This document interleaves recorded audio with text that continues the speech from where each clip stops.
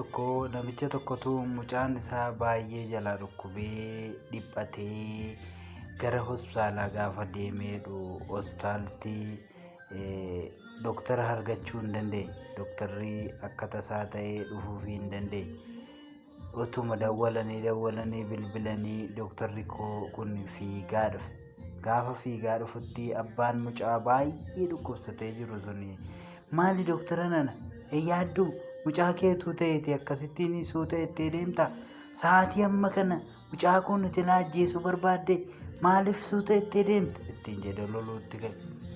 Utuma lolaa jiru doktarri dhiifama hamma dandeenye ni yaalla kan fayyisu garuu waaqayyo ittiin jedhee bira darbee gara hospitaalaa keessa seenee nafa kutaatti baqaqsanii hodhan seenee wayyaasaa jijjiirratee meeshaa isaa fudhatee gara hojii isaatiitti darbe. Sana booda mucaa namicha sanaa hamma danda'e yaalee fayyisuudhaaf hin yaalee baqaqsee hin hodhee ogummaa isaa hundumaa fayyadamee mucaa sana ni gargaare. Abbaan mucaa gaafa achi doktarri sun gadi fiigee nafa wayyaasaa ofirraa baasee mana baqaqsanii hodhuutii ba'ee gaafa inni karaarra bu'u hin dinqisiifate. Doktarri kun maal ta'e? Maaliif natti naasofne?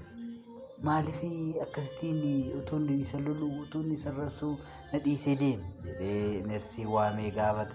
Nersittiin sun doktarri kun kaleessaa mucaa isaa makiinaan jalaa rukutee awwaala dhiisee mucaa kee oolchuudhaaf fiigee lafa fagoodhaa fiigee dhufe malee gaddarra jira mucaa isaa awwaallachuudhaaf ariifatee deemee ittiin jetteen.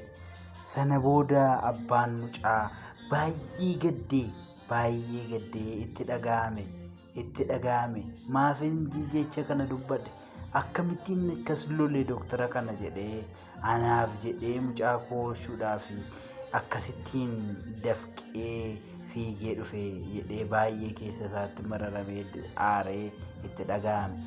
Isin utuu hin hubatin namarratti faraduudhaaf hin jarjarina. Namni waan keessa jiru isatu beeka. Waan keessa oolu isatu beeka waan ta'eef namarratti murteessuuf namarratti faraduudhaaf namarratti yaada keessan fe'uudhaaf hin ariifatina. Hamma isinii danda'ametti obsaa fi nagaa fi tasgabbii qabaadhaa. Waan na dhaggeeffattaniif galanni koo guddaadha. Yeroo biraa yaada biraa irratti wal agarraa.